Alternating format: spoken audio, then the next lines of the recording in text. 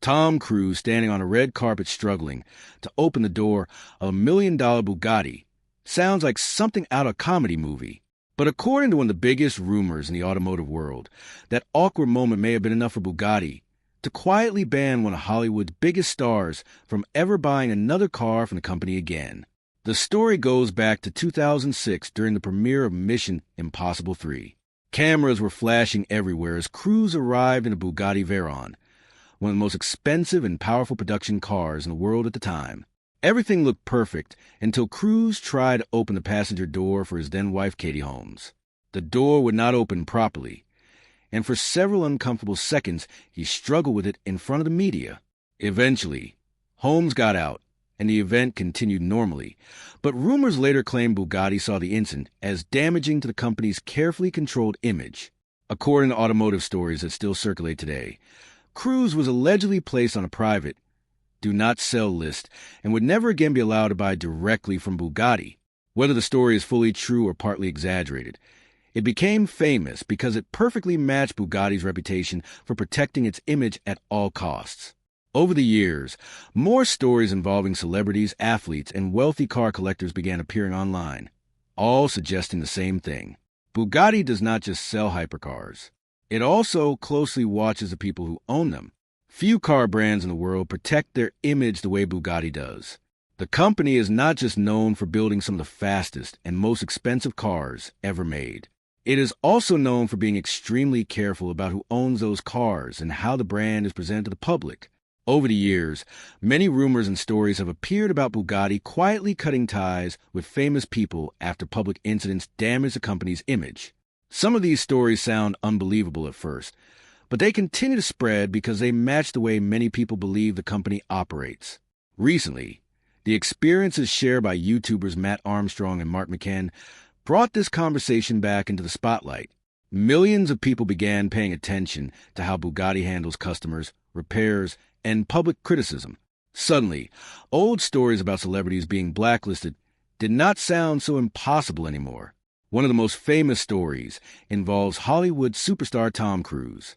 According to long-running rumors, Bugatti allegedly banned him from buying another car after an awkward moment during a movie premiere in 2006. At first, many people laughed at the story because it sounded too extreme to be true. Why would a company refuse to sell a car to one of the most famous actors in the world over something so small? But as more stories surfaced involving other celebrities and wealthy owners, people started noticing a pattern. The pattern suggested that Bugatti cared deeply about controlling its image and protecting the perfect reputation surrounding its cars. Whether every rumor is fully true or not, the stories themselves have become part of Bugatti's mysterious identity. That mystery is exactly why people remain fascinated by the company today. The Tom Cruise story remains one of the most talked about examples of Bugatti's rumored blacklist culture. Back in 2006, Cruise arrived at the premiere of Mission Impossible 3 driving a Bugatti Veyron, which at the time was one of the most powerful and expensive production cars ever created. Cameras surrounded him everywhere as fans and reporters watched closely. Cruise stepped out looking calm and confident before walking around the car to open the passenger side door for his then-wife Katie Holmes. But things suddenly became awkward. The door would not open properly. Cruise tried again while cameras flashed from every direction. For several uncomfortable seconds, one of the biggest movie stars on the planet struggled with the door of $1 million hypercar in front of the world's media. Eventually, Holmes got out, and the event continued as normal. Most people forgot about it almost immediately. However, rumors later claimed that Bugatti viewed the moment as embarrassing because it damaged the flawless image the company worked so hard to maintain. According to those rumors, Cruise was quietly placed on a do-not-sell list and would never again be allowed to purchase another Bugatti directly from the company. Many people think the reaction sounds completely unreasonable. After all, the problem seemed to come from the complicated door design rather than anything Cruise himself did wrong. But the story became famous because it perfectly matched Bugatti's reputation for obsessively controlling public perception. Even today, nobody outside the company truly knows if the blacklist rumor is accurate. Bugatti has never publicly confirmed or denied the story in detail. Yet the rumor continues to survive because it feels believable to many automotive fans who already see the company as extremely protective of its image. Tom Cruise was not the only famous person reportedly connected to Bugatti blacklist rumors. Another name often mentioned is Jenson Button, the Formula One world champion, who spent years driving some of the fastest race cars ever built. Button bought a Bugatti Veyron, but later decided it was not really the right car for him. That should have been completely normal. Wealthy car collectors regularly buy and sell exotic vehicles depending on their interests at the time. But according to automotive rumors, Bugatti did not appreciate Button's lack of public excitement about the car. Reports claim the company disliked the fact that he quietly sold the Veyron without becoming a passionate public ambassador for brand. To many people, this sounded strange because Button had already achieved legendary status in motorsport long before owning the car. He did not need Bugatti to improve his reputation, and Bugatti certainly did not need him to prove the car was fast. Still, the rumors suggested the company expected more than just a customer relationship. Critics argued that Bugatti wanted owners who would constantly praise the brand and help maintain the myth surrounding the company's exclusivity. This idea raises uncomfortable questions about luxury car ownership. When someone spends over $1 million on a vehicle, should they be expected to act like a brand ambassador forever? Many people believe once a customer legally owns the car, they should be free to use it however they want, including selling it if they lose interest. Yet stories like the Jenson Button rumor made people think Bugatti viewed ownership very differently. The company appeared to value loyalty and image almost as much as money itself. That reputation helped strengthen the idea that Bugatti was not simply selling transportation. It was selling entry into a highly controlled and exclusive world. Another celebrity frequently linked to Bugatti blacklist stories is Floyd Mayweather Jr., one of the wealthiest athletes in modern sports history. Mayweather became famous not only for his undefeated boxing career, but also for showing off luxury watches, private jets, mansions, and exotic cars to millions of followers online. In many ways, he seemed like the perfect customer for a company like Bugatti because he loved displaying expensive items publicly. However, rumors claim Bugatti eventually became unhappy with Mayweather because he frequently bought and sold hypercars very quickly. Some reports even suggested he sold valuable waiting list positions to other wealthy buyers, something many luxury manufacturers strongly dislike. In limited production markets, waiting list spots are considered extremely valuable because demand is much higher than supply. Companies often want cars to go to long-term collectors, instead of investors trying to make quick profits. Still, many people question whether Bugatti had the right to judge what customers did with cars they legally owned. If someone spends millions of dollars purchasing a vehicle, most people naturally assume the car becomes fully theirs to keep, sell, or trade whenever they choose. Critics argue that Bugatti's rumor reaction showed how far luxury brands might go to maintain exclusivity and control. Instead of seeing cars as normal products, Bugatti allegedly viewed them almost like membership cards into a private club with unwritten rules. The idea fascinated people because it revealed how different the hypercar world can be from ordinary car ownership. While normal buyers simply purchase vehicles and move on with life, Bugatti owners appear to enter a relationship where every public action could affect future access to the brand. Whether the Mayweather rumors are completely true or partly exaggerated, they help strengthen Bugatti's growing reputation as one of the strictest and most image-focused companies in the automotive industry. For many years, stories about Bugatti's secret behavior stayed mostly inside small automotive communities. Everything changed when YouTubers Mat Armstrong and Mark McCann publicly documented their experiences involving Bugatti vehicles. Mat Armstrong became famous online for rebuilding damaged supercars and hypercars, showing viewers detailed repair processes that most owners never see. When he started working on a Bugatti Veyron, millions of viewers became interested, because Bugatti cars are usually surrounded by secrecy and exclusivity. Armstrong openly discussed the difficulties of sourcing parts, dealing with repair restrictions, and communicating with the company. At the same time, Mark McCann spoke publicly about gearbox servicing costs and the financial realities of maintaining one of these machines. Neither man attacked Bugatti without reason. Instead, they asked questions many normal owners would probably ask themselves when facing repair bills worth hundreds of thousands of dollars. But according to their public comments, Bugatti's response felt cold and distant. That reaction immediately reminded automotive fans of the older celebrity blacklist stories. People started noticing similarities between the Tom Cruise rumors, the Jensen Button rumors, and the experiences described by Armstrong and McCann. In each case, the issue was not necessarily damage to a car. The issue was damage to the brand's carefully managed image. A struggling door handle on a red carpet, an owner quietly selling a Veyron, a celebrity flipping cars quickly, or YouTubers discussing expensive repairs online all created situations Bugatti could not fully control. The internet made this especially important because millions of viewers could now watch ownership experiences in real time. In earlier decades, companies could manage public narratives much more easily. Today, one viral video can completely change how people view a luxury brand overnight. One reason these stories attract so much attention is because Bugatti already carries an almost mythical reputation. The company's cars are not simply machines built for transportation. They are engineering symbols designed to represent speed, wealth, and exclusivity at the highest level possible. Cars like the Veyron and Chiron became famous because they pushed boundaries few companies could even approach. When Bugatti introduced the Veyron, it shocked the automotive world with unbelievable speed, luxury, and performance numbers that many experts thought were impossible for a road car. Because of this, the company carefully built an image around perfection.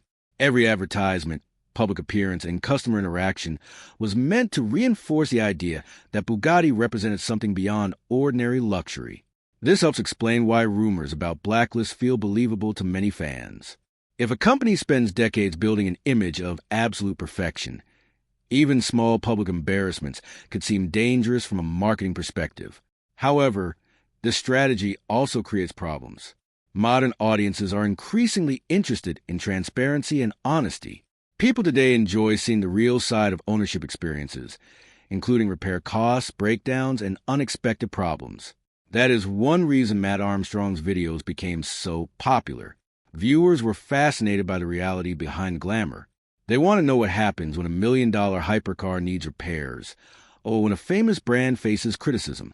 The internet has changed customer expectations dramatically. Luxury brands can no longer completely hide behind carefully controlled public relations campaigns because social media allows owners and creators to share their experiences instantly. As a result, Bugatti now faces a difficult challenge. The company wants to maintain mystery and exclusivity while also living in a world where millions of people expect openness and authenticity from brands. Another important part of this conversation is the difference between protecting a brand and controlling customers. Almost every luxury company manages exclusivity in some way. Ferrari, Lamborghini, Porsche, and many other high-end manufacturers carefully choose buyers for their most limited vehicles. Companies often reward loyal customers with access to special editions and rare models. That practice itself is not unusual. In fact, exclusivity is one of the biggest reasons wealthy buyers become interested in these products. Owning something rare feels special because not everyone can have it. However, many people believe Bugatti's rumor behavior goes beyond normal exclusivity management. The idea of blacklisting someone forever because of a public incident or because they sold a car creates ethical questions about ownership rights. Once someone legally purchases a vehicle, should the manufacturer still have influence over their future decisions? Some people argue that luxury brands must protect their reputation at all costs because reputation is what makes the products valuable in the first place. Others believe companies become too controlling when they try to punish customers for personal choices. This debate has become even larger in recent years because social media gives customers a powerful voice. In the past, wealthy owners may have stayed quiet to avoid conflict with luxury brands. Today, creators and influencers can speak directly to millions of viewers. That shift changes the balance of power. Companies can no longer fully control the narrative surrounding their products. Every repair issue, customer disagreement, or controversial policy can become public within hours. This is exactly why stories involving Bugatti continue spreading online. People are not only interested in expensive hypercars, they are interested in the larger question of how powerful luxury companies should be allowed to become when dealing with the people who support them financially. In the end, the fascination surrounding Bugatti blacklist rumors says just as much about modern internet culture as it does about the company itself. People love stories involving secret rules, powerful brands, celebrities, and hidden conflicts behind luxury lifestyles. Bugatti's silence only adds to the mystery because the company rarely responds publicly to many of these rumors that allow speculation to grow larger over time.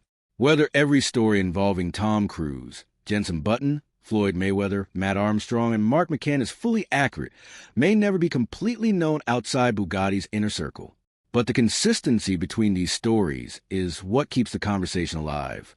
In each situation, the company allegedly reacted strongly when someone created public attention the brand could not fully manage or predict.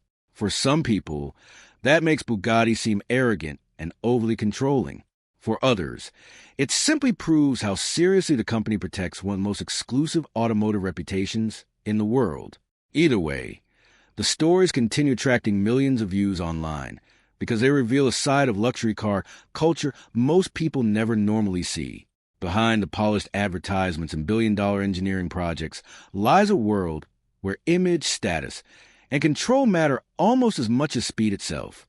As the internet continues giving creators and owners larger audiences, companies like Bugatti may find it harder than ever to maintain total control over their public image. And that may be the real reason these rumors matter so much today. They are no longer just celebrity gossip. They are part of a much bigger conversation about power, ownership, branding, and transparency in the modern luxury world. The Tom Cruise incident did not fade away quickly in automotive discussions.